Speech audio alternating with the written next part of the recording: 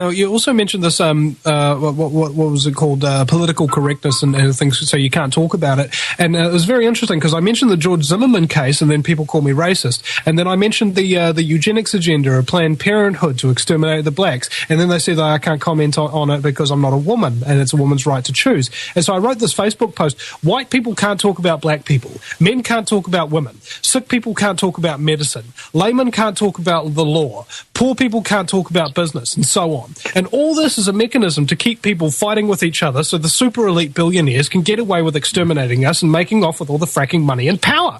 And then somebody says Australia finds $20 trillion of oil. And I said, you can't say that because you're not an oil man. And then he says, leave it in the ground because fossil fuels will end so. And I say, you can't talk about that because you're not a fossil.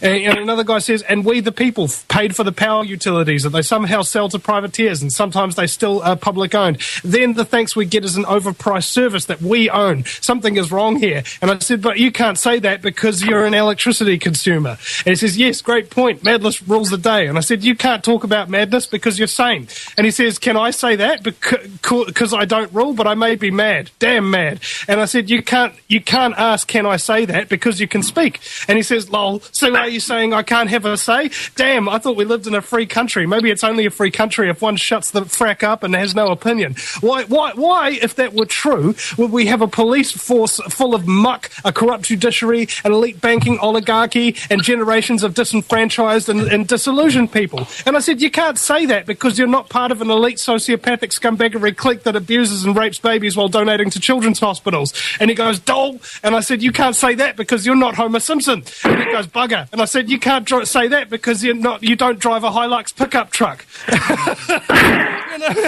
And it was, yeah, nicely stated, mate. Keep up your loud and exposing work. And I said, you can't say that because you're not my employer. And he goes, ha, ha, ha, ha. And I said, you can't say that because you're not a comedian. And it just goes on and on and on. This exact same type of methodology is what I'm trying to expose here, is that whenever you start accusing people, and Thomas, this is a brilliant point that you raised up. Don't even try to defend yourself.